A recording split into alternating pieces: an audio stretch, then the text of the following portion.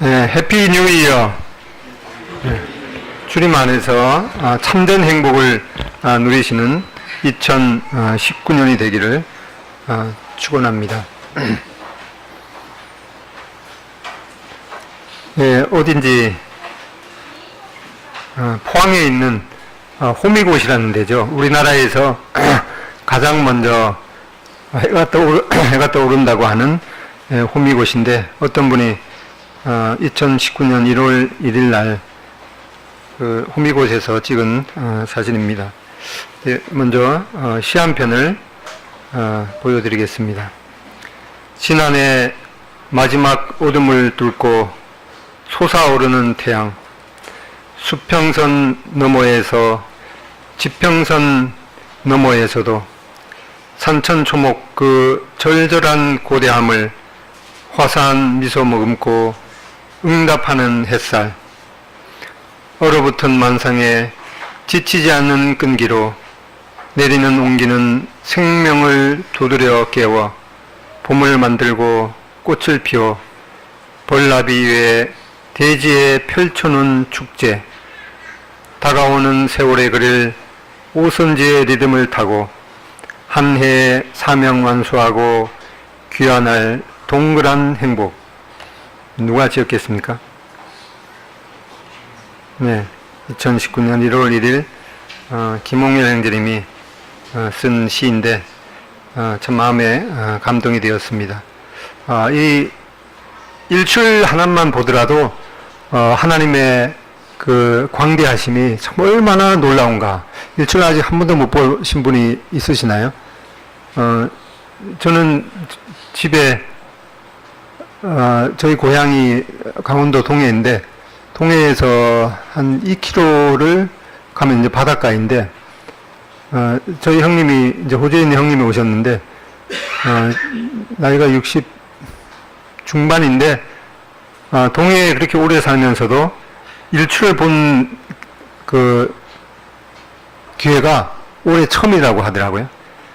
가까이 있으면 그 등잔밑이 어둡다고, 저도 몇 번 봤는데 참 일출이 장관입니다. 그런데 1월 1일 날 가면은, 요즘에는 너무나 그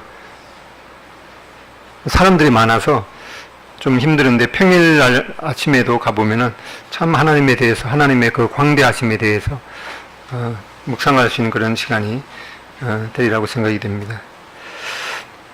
네, 오늘은 에베소서 2장 11절, 2장 11절로 22절 일제히 다 같은 목소리로 읽겠습니다. 에베소서 2장 11절부터 끝절까지입니다. 다 같이 읽겠습니다. 시작.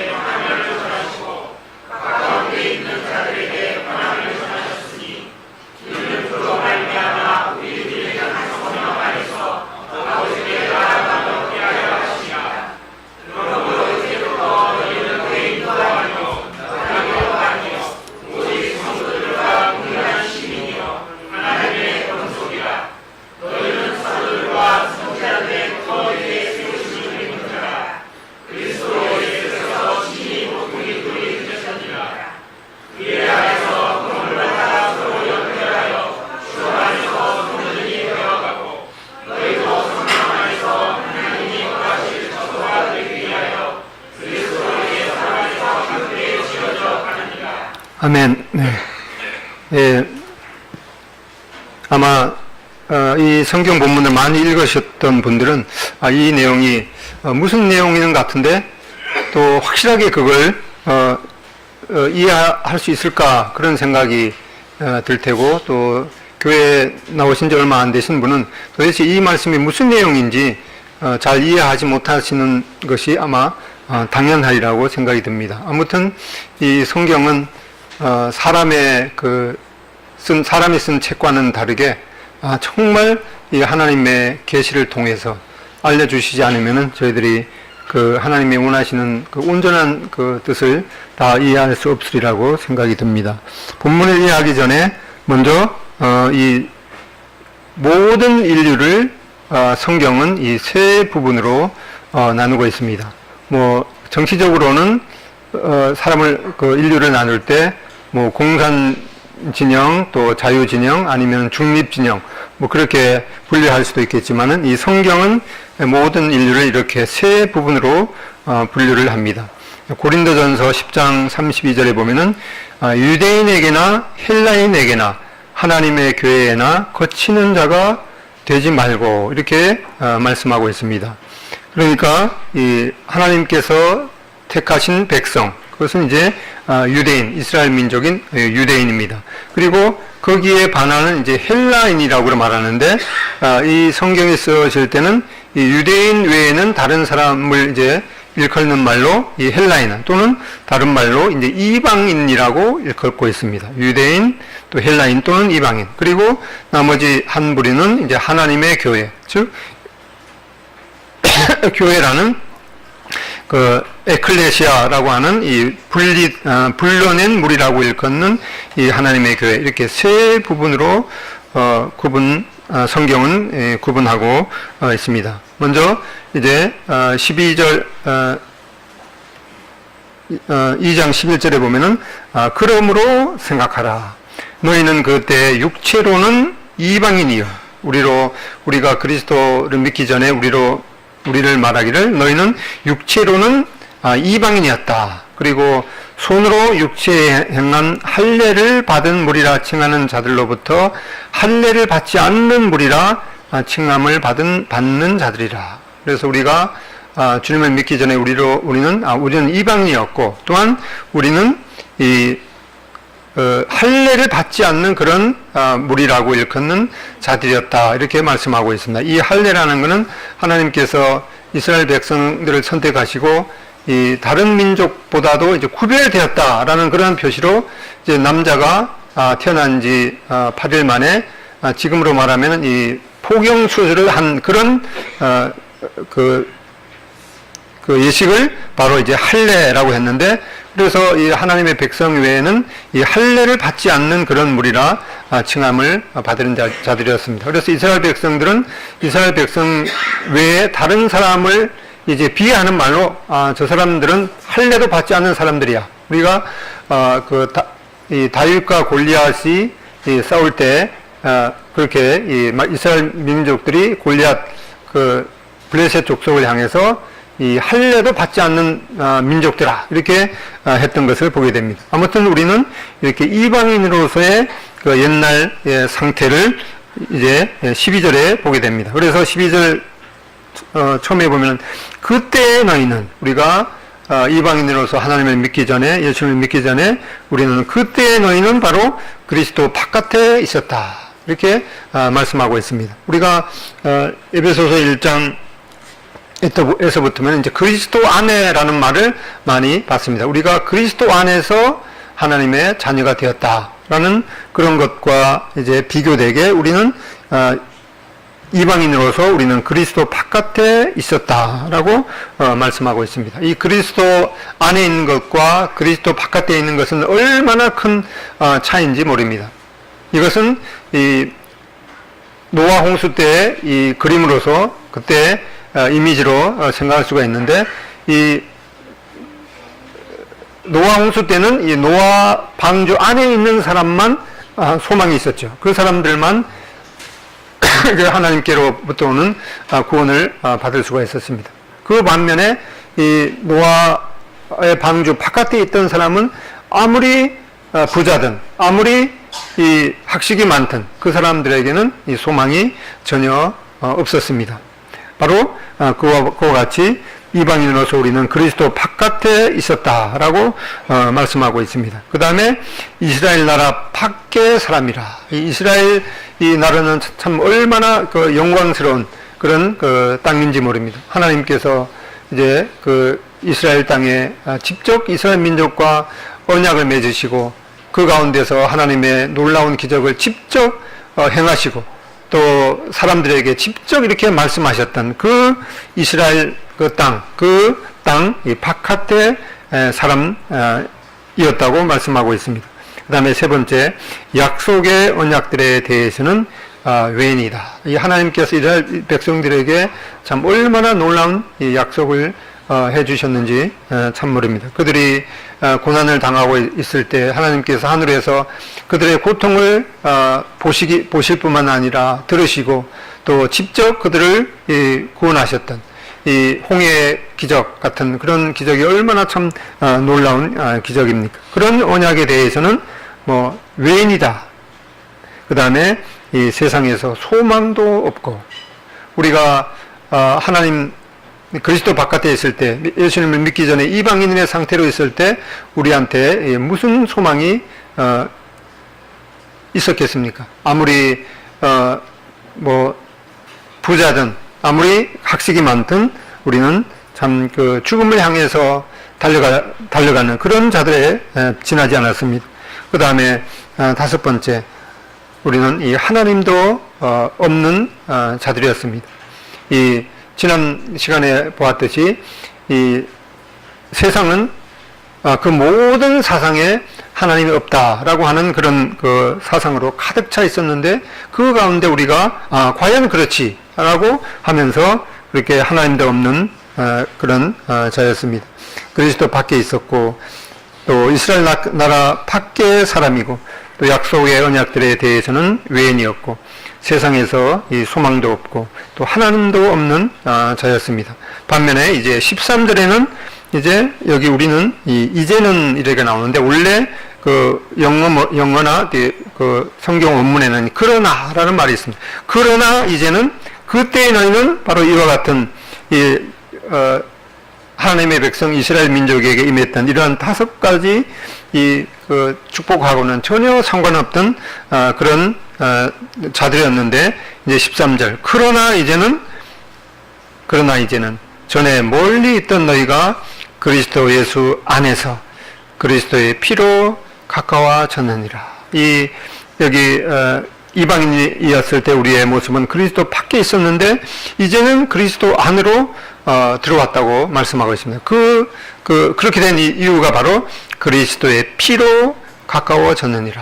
바로 이 노아 방주 바깥에 있었던 사람들은 뭐 부자든 학식이 뭐 많든 결국에는 이 물에 수장될 그런 처지였지만은 바로 그 방주 안으로 들어온 자처럼 우리가 바로 그리스도 안에 들어와서 바로 그 안에 들어오게 된 그 통로는 바로 이 그리스도의 피로 그렇게 되었다고 말씀하고 있습니다. 이렇게 우리는 이 과거에는 이방인이었을 때는 이렇게 분열된 상태였는데 이제 현재는 바로 이렇게 이 연합된 상태를 말씀하고 있습니다. 특별히 여기에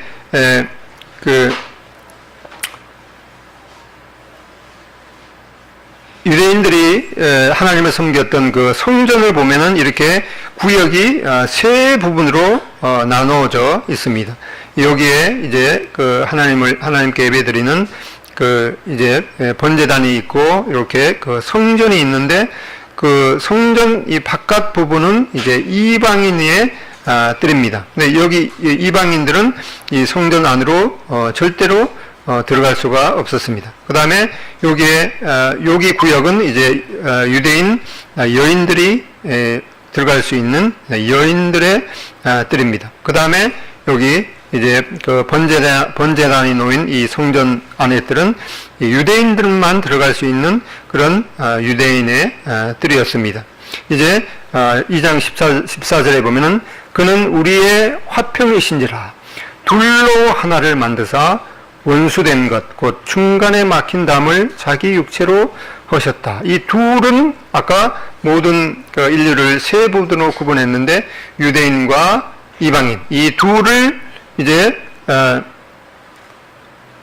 하나로 만드셔서 원수된 것, 곧 중간에 막힌 담을 자기 육체로 하셨다. 이렇게 말씀하고 있습니다. 그래서 그 유대인들은 유대인대로 자기들만 하나님의 그 약속을 받았기 때문에 이방인을 마치 이 개같이 취급했던 그런 것을 보게 되는데, 그렇게 해서 그 유대인과 이방인이 거의 원수처럼 지내왔는데, 유대인과 이방인이 이제 그 영적인 이 적대감의 벽을 예수님께서 그 육체로 그 예수님의 육체로 허물으셨다라고 말씀하고 있습니다.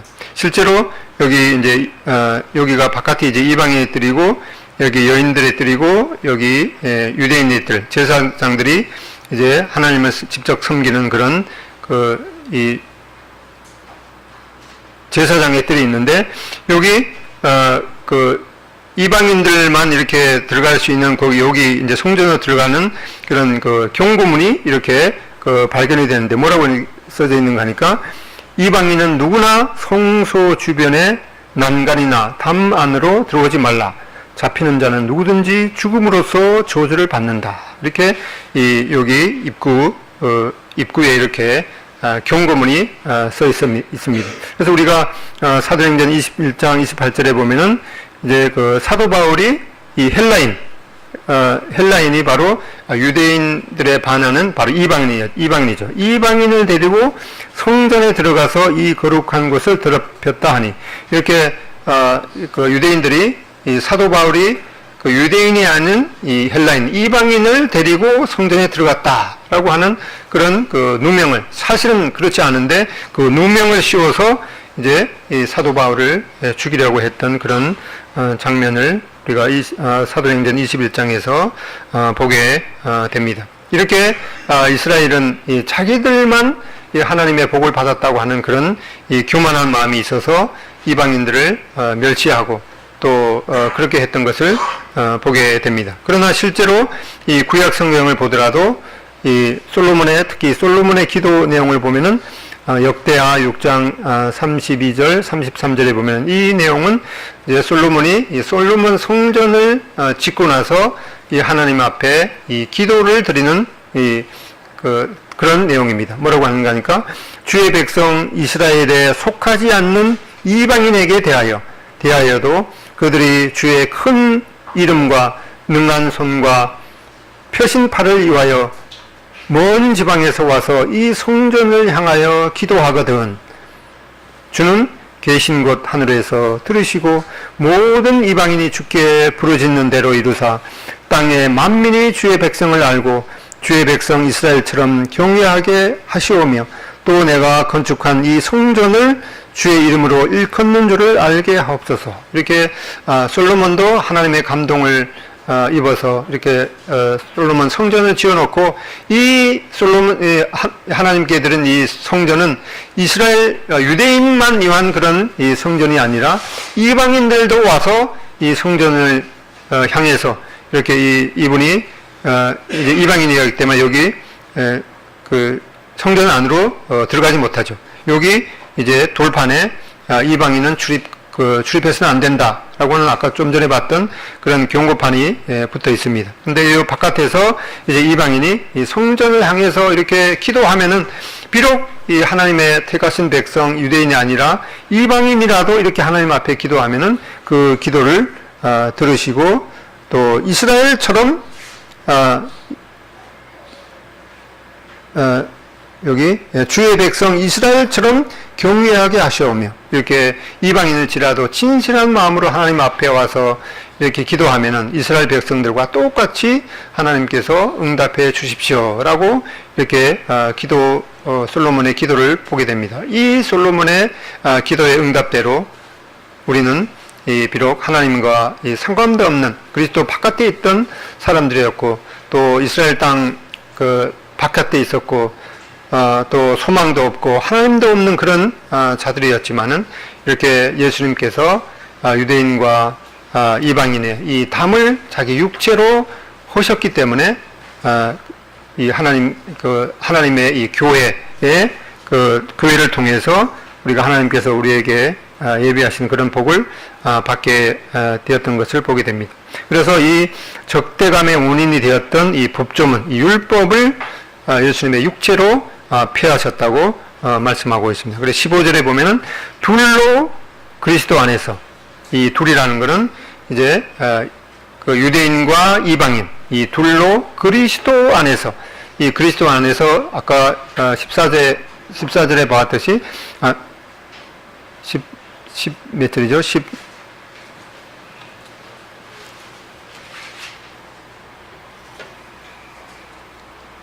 13절, 바로 13절에 나오는 그리스도 예수 안에서 바로 그의 피를 통해서 우리가 하나님과 화목되었다는 것을 말씀하고 있습니다. 그래서 둘로 이방인과 유대인이 그리스도 안에서 한 세 사람, 그래서 이 한 세 사람이 바로 이 교회라는 거죠. 이 교회는 아까 우리가 봤듯이 건물이 아니라 이 모든 인류를 세 부분으로 구분할 때 유대인과 헬라인 또는 이방인 그리고 하나님의 교회라는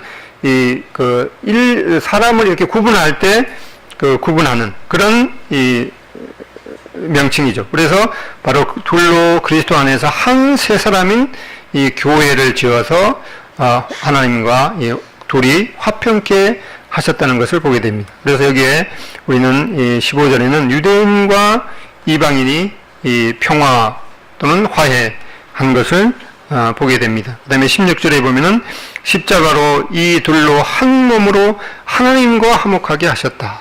또 여기에 이 하나님께서 이 그리스도의 피로 인해서 이 사람과 하나님이 화목해 하셨습니다. 그 다음에 18절에 보면은 그로 말미암아, 그분으로 말미암아, 여기 그분은 바로 성자 예수 그리스도시죠. 그래서 이 성자 예수 그리스도로 말미암아 이 둘이 한 성령 안에서 아버지께 나아감을 얻게 하셨다. 이렇게 18절에 말씀하고 있는데 여기에서 우리는 바로 이 삼위일체 안에서의 연합을 보게 됩니다.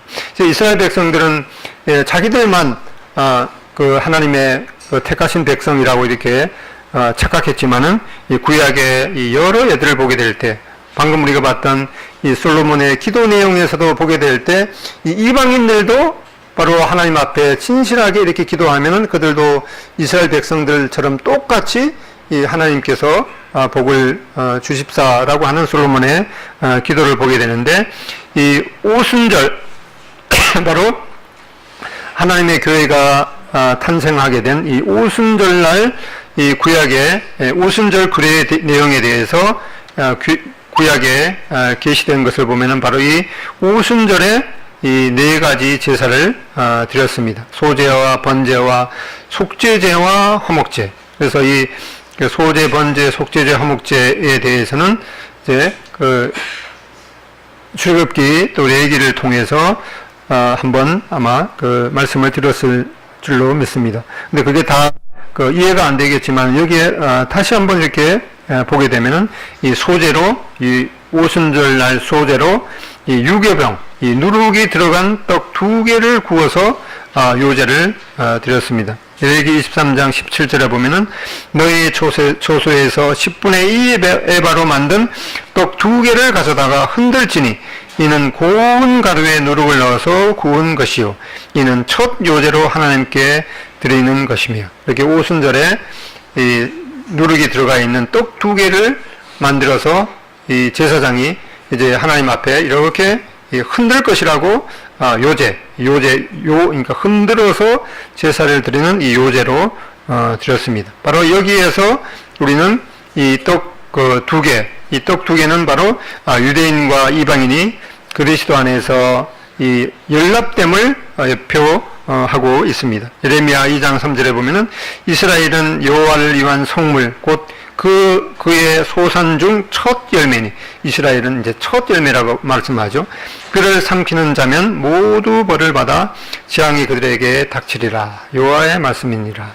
그리고 야고보서 1장 18절에는 그가 그 피조물 중에 우리로, 바로 이방인이었던 우리죠. 우리로 한 첫 열매가 되게 하시라고 자기의 뜻을 따라 이 진리의 말씀으로 우리를 낳으셨느니라. 우리가 바로 하나님의 그 진리의 말씀을, 믿음을 통해서 우리가 그리스도 안에서 다시 태어나서 하나님 앞에 이렇게 첫 열매가 되었습니다. 그래서 이스라엘이라는 열매, 또 이방인으로서 우리가 예수님을 믿게 되어서 믿게 된 그 첫 열매를 이제 합쳐서 그는 우리의 화평이신지라, 이 둘로 하나를 만드셨다. 그래서 이스라엘 그 유대인들도 또 이방인들도 바로 그리스도를 통해서 또 그의 십자가의 피를 통해서 한 세 사람인 이 교회, 한 세 사람인 이 교회로 하나를 만드셨다라고 말씀하고 있습니다. 또한 이 교회는 오순절을 통해서 한 세 사람으로 그 설립이 시작이 되었습니다. 레위기 23장 22절에 보면은 이 오순절 날에 이 추수할 때 특별히 그 이웃을 배려하라고 말씀했습니다. 레위기 23장 22절에 보면은 너의 땅에 곡물을 벨 때 밭 모퉁이까지 다 베지 말며 떨어진 것을 줍지 말고 그것을 가난한 자와 거류민을 위하여 남겨두라. 이 거류민이라는 것은 이제 유대인 말고 그 땅에 거하는 이제 이방인들이죠. 이방인들을 위해서 그 추수할 때 그 이삭들을 그 거류민 이방인들이 주워가도록 남겨두라, 이렇게 말씀하고 있습니다. 그래서 여기에서 우리는 이 이스라엘에게 임한 이 하나님의 복이 이제 거류민, 이방인으로 흘러갈 것을 암시하고 있습니다. 하지만은 이제 유대인들이 이방인을 개처럼 취급했죠. 그래서 이 개처럼 취급받던 이방인이 주인의 상에서 떨어지는 이 부스러기를 받아먹는 그런 복이 아니라 당당히 이제는 주인의 상에서 신부로 함께 먹게 되는 이 더 좋은 은혜의 복이 우리 한 세 사람인 이 교회에게 주어졌습니다. 그래서 여기 이 여인이 누구이겠습니까? 룻이죠. 룻은 바로 이방 여인으로서 바로 이 예수님의 그 조상의 족보에 들어오게 되는 이 놀라운 그 은혜를 받게 되었던 것을 보게 됩니다. 그래서 그 하나님의 이 교회가 그러면 언제 있었는가? 그것은 이제 마태복음 16장 18절에 있는 것처럼 또 내가 너에게 이르노니 너는 베드로라. 내가 이 반석 위에 내 교회를 세우리니, 여기 내 교회를 세우리니 내 교회를 세울 것이니 음부의 권세가 이기지 못하리라. 그래서 여기 예수님께서 마태복음 16장 18절에 내가 이제 내 교회를 세울 것이다, 이렇게 말씀하셨으니까 이 말씀을 하실 그 당시에는 교회가 아직 없었던 거죠. 왜 그런가? 앞으로 내가 교회를 세울 것이다. 근데 이 세울 것인데 그러면 언제 교회가 세워졌는가? 바로 그것이 바로 이 오순절 성령이 오심을 통해서 이루어졌습니다. 사도행전 2장 1절에 오순절 날이 이미 이르매 그들이 다 같이 한 곳에 모였더니 호련히 하늘로부터 급하고 강한 바람 같은 소리가 있어 그들이 앉은 온 집에 가득하며 마치 불의 혀처럼 갈라지는 것들이 그들에게 보여 각 사람이 하나씩 임하여 있더니 그들이 다 성령의 충만함을 받고 성령이 말하게 하심을 따라 다른 언어들로 말하기를 시작하니라. 이렇게 바로 예수님께서 이렇게 약속하셨던 것처럼 마태복음 16장 18절에 이제 내 교회를 세울 것이다, 이렇게 약속하셨던 것처럼 그렇게 예수님께서 이제 그 탄생하시고 십자가에 죽으시고 3일 만에 부활하셨습니다. 그리고 이제 40일 동안 이 땅에서 제자들에게 보이시고 또 말씀하시고 그리고 승천하신 지 이제 10일 만에, 그러니까 이 부활한 그 날로부터 50일째가 되는 이 오순절 날에 바로 성령님께서 강림하심으로 교회가 탄생이 되었습니다. 그래서 이 오순절에 바로 성령의 강림하심으로 교회가 탄생이 되었습니다. 이 사도행전 2장 4절에 보면 그들이 다 성령의 충만함을 받고, 그리고 고린도전서 12장 13절에는 다 한 성령으로 세례, 성령으로 침례를 받아 이 한 몸이 되었다. 그래서 이 성령 세례, 성령 침례는 바로 이렇게 이방이었던 우리가 이 하나님의 교회의 지체로 더해지게 되는 그런 일을 말씀하고 있습니다. 이런 이제 이 연합의 이 결과를 통해 연합을 통해서 어떤 결과가 임했는가? 그것이 바로 이제 19절부터 끝절 22절까지 말씀하고 있습니다. 이제 19절 2장 19절에 보면은 그러므로 이제부터 너희는 외인도 아니요 나그네도 아니요 오직 성도들과 동일한 시민이요 하나님의 권속이라. 이 권속이란 말은 하나님의 이 가족이라라는 그런 뜻이죠. 이제 이렇게 예수님께서 자기 육체를 이제 그 십자가에서 부서지시고 또 그 흘리신 그 피를 통해서 우리를 바로 이렇게 그 하나님 그리스도 안으로 부르셨습니다.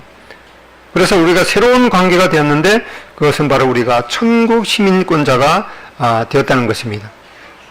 여기 미국 시민권자 가지신 분 없으시죠? 호주만 해도 호주 시민권 있는 사람하고 없는 사람하고 뭐 천지 차이라고 그러더라고요. 그 호주만 하더라도 그 호주 시민권이 있으면은 대학교 가도 그 등록금 또는 뭐 이런 것들이 거의 없다고 그래요. 그런데 외국 사람들이 가면은 엄청 비싸게 받는 거죠.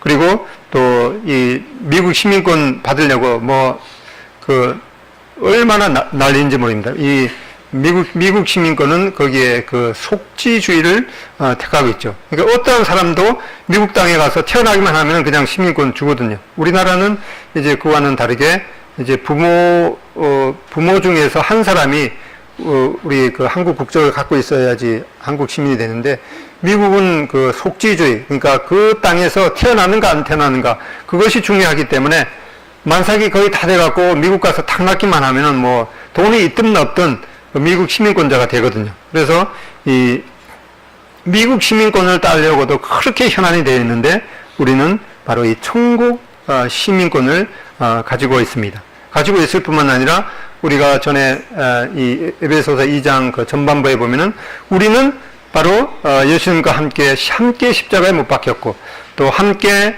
장사가 되었고 함께 부활한 자가 되었고 또 거기만 우리가 머물러 있는 것이 아니라 하늘에 함께 앉힌 바가 되었다라고 말씀하고 있습니다. 그것이 좀 의심스러우면은 에베소서 2장 6절 한번 읽어보겠습니다. 에베소서 2장 6절 시작.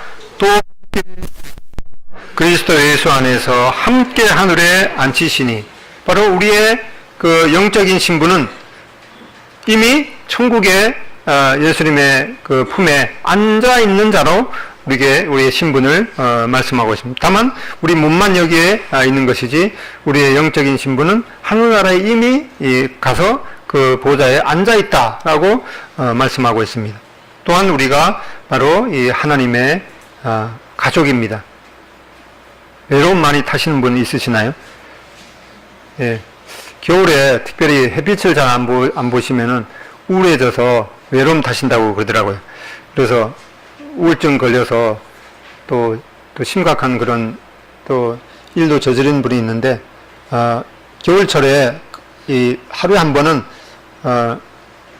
그 햇살을 이렇게 쬐는 것이 중요하다고 그럽니다. 아무튼 우리는 하나님의 이 가족으로 가족이라고 말씀하고 있습니다. 하나님의 이 권속, 하나님의 이 가족이라.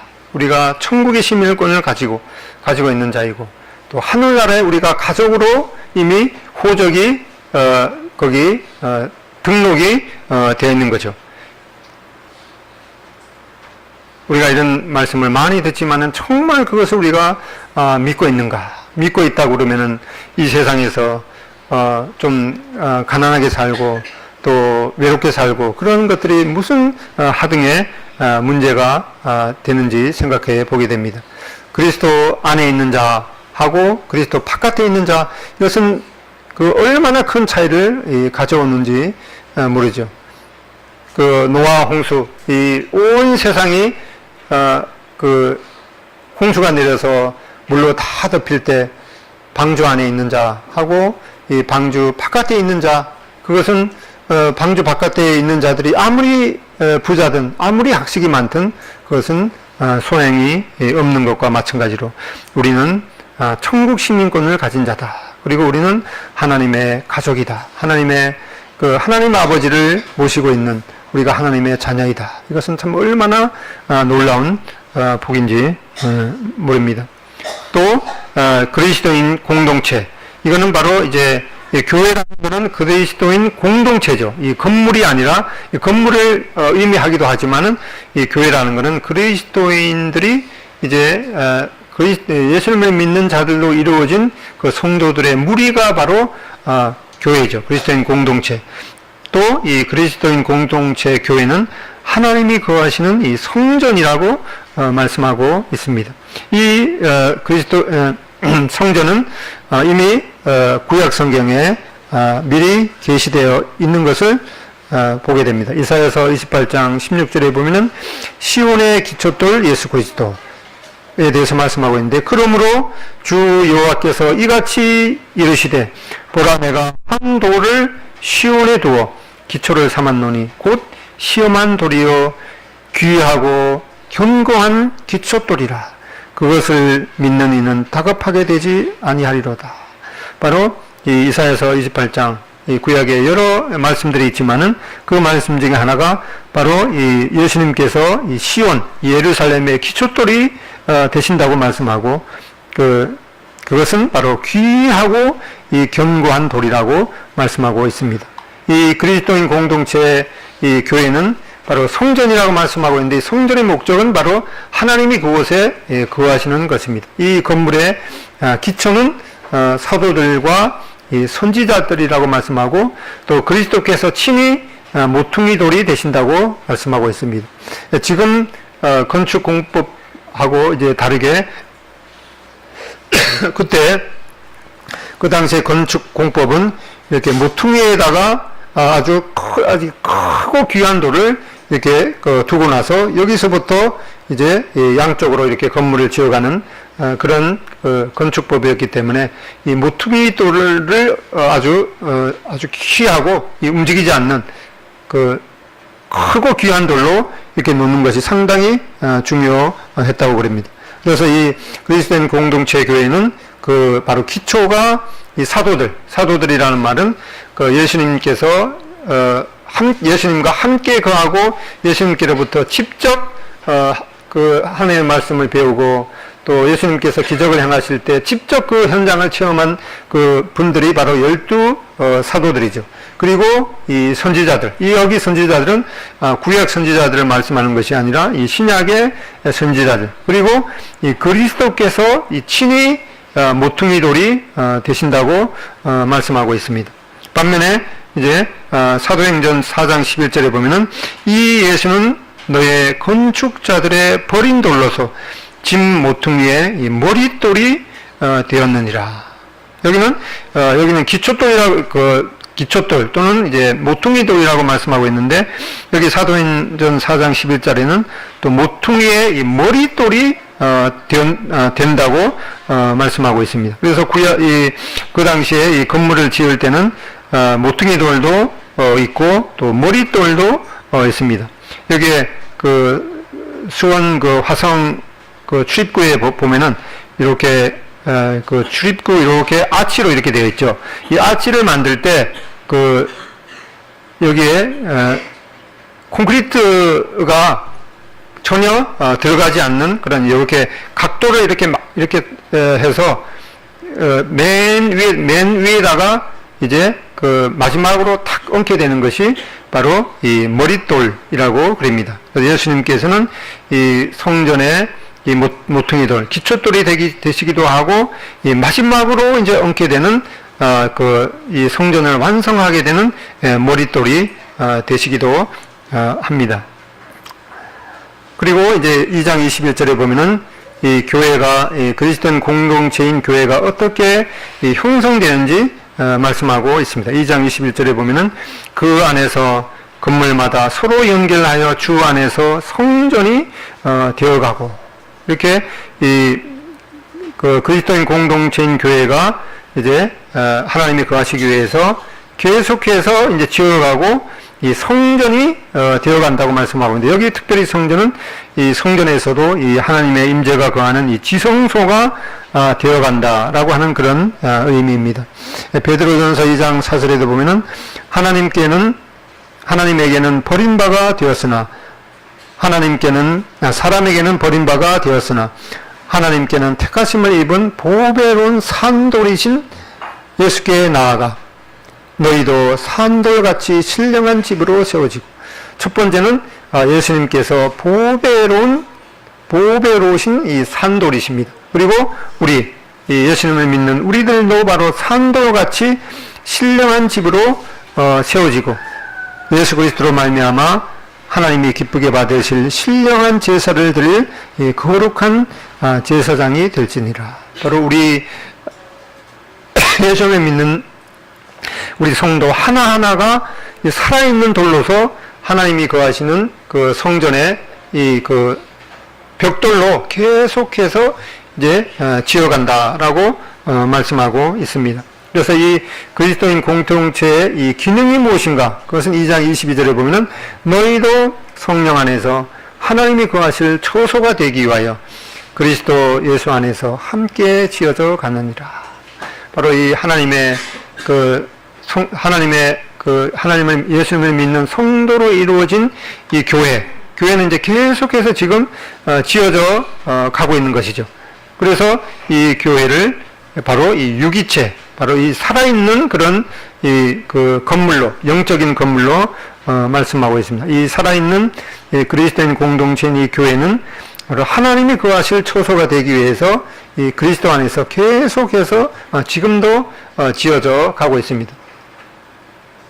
예를 들어서 오늘 만약 예수님을 믿지 않는 사람이 하나님의 말씀을 듣고 또 자기의 죄를 회개하고 하나님 앞에 나와서 예수님을 구주와 주님으로 영접하게 되면은 그 사람이 이제 하나님이 거하실 그 처소인 이 교회에 이 살아있는 돌로 하나가 더 더해지게 됩니다. 그래서 이 건물을 보면은 이 건물은 이 사람으로 이렇게 이루어져 있습니다. 그래서 이 처음의 기초돌은 바로 예수 그리스도가 되시고, 이 마지막 이 머릿돌도 예수님께서 머릿돌이 되십니다. 그래서 이 에베소서 1장 마지막에 보면은 바로 예수님을 이 교회의 이 머리로 말씀하시고, 이 교회는 이 모든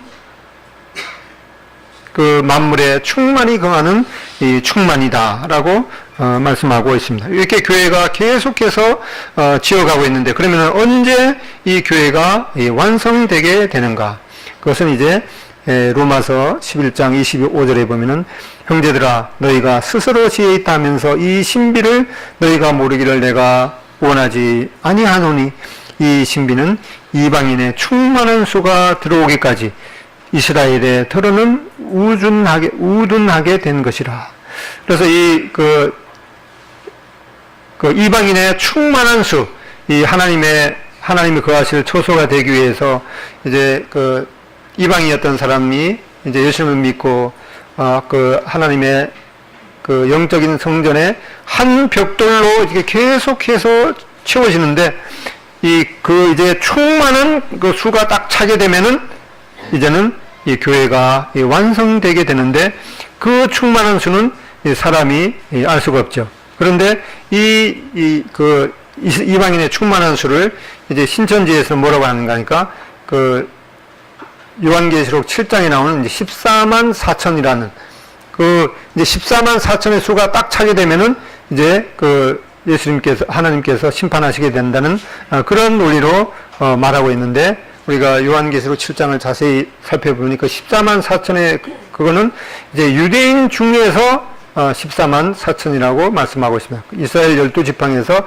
각 지파마다 12,000명씩. 그래서 12지파 도합 14만 4천은 이제 교회가 이제 완성이 된 이후에 그 환난 기간 동안에 유대인들이 그들이 예수님을 십자가에 못 박은 그 죄를 회개하면서 믿게 되는 그 수를 바로 14만 4천이라고 얘기하는 것을 보게 되는데, 이렇게 이 교회도 이방인의 충만한 수가 차게 되면은 이제는 더 이상 예수님을 믿음을 통해서 이제 천국의 시민권자가 될 수 없는 그런 마치 이 노아의 방주 그 문이 이제는 하나님이 정하신 때에 딱 닫히게 되면은 아무리 그 바깥에서 애걸복걸 해도 이 방주 안으로 들어갈 수 없는 그런 때가 반드시 오게 되는 것을 보게 됩니다. 그래서 이 성전의 역사를 보면은 이제 솔로몬 그 성전이 있고, 그 다음에 두 번째는 이제 그 수룹바벨 성전이 있습니다. 근데 AD 70년에 바로 이 성전이 파괴되고, 지금은 성전이 없는 상태로 바로 이 그리스도의 몸인 이 교회가 바로 그리스도의 영적인 이 성전이라고 말씀하고 있습니다. 그래서 이 영적인 성전이 이제 계속해서 지어가고 있는데, 이방인의 충만한 수가 차게 되면은 교회가 이제 완성이 되어서 하늘나라로 이제 그 하나님의 교회가 휴거가 되는 그런 시기를 이제 눈앞에 두고 있습니다. 그래서 이 예수님께서 이제 그 재림하시게 될 그 날짜가 점점 이제 그 다가오고 있는데, 여기는 Are you ready? 당신은 준비되었습니까? 라고 묻고 있습니다. 고린도후서 6장 2절, 보라 지금은 은혜 받을 만한 때요, 보라 지금은 구원의 날이로다. 이 방주 안으로 들어갈 수 있는 그 시기도 정해진 것처럼 이제 하나님의 성전이 완성될 그 시기도 이방인의 충만한 수가 차게 되면은 더 이상 이제 기회가 없게 됩니다. 그래서 올해 이러한 보라 지금은 은혜 받을 만한 때요, 보라 지금은 구원의 날이로다. 이 작년에 예수님을 믿게 된 그 분들은 정말 얼마나 큰 축복인지 모릅니다. 오늘 저녁에 이방인의 충만한 수가 차게 될지 내일 차게 될지 그거는 아무도 모르는 것이죠. 다만 지금 이 순간 바로 예수님께서 우리를 불러가셔도 성경의 모든 예언이 하나도 이상할 것이 없기 때문에 우리는 예수님께로 갈 준비를 하고, 또 가족들 중에 아직도 이방인의 그 충만한 수에 들어오지 않았다면 정말 간절한 심정으로 올해 그 한 해를 이 가족들의 구원, 또 친척들, 친구들, 이웃들의 이 구원을 위해서 정말 힘쓰는 이 그리스도 안에 있는 것하고 그리스도 바깥에 있는 것에 얼마나 큰 그 차이가 있는가를 우리 자신도 잘 모르지만은 하나님 앞에 가게 될 때 그리스도 안에 있었던다는 영원한 생명에, 그리스도 바깥에 있는 자들은 영원한 형벌에 처해질 그 분명한 현실을 우리가 보게 될 때 후회함이 없이 정말 바로 지금 믿지 않는 가족들, 남편들, 또 이웃들이 그리스도께 돌아오도록 우리가 힘써야 될 줄로 생각이 듭니다. 기도하고 마치겠습니다.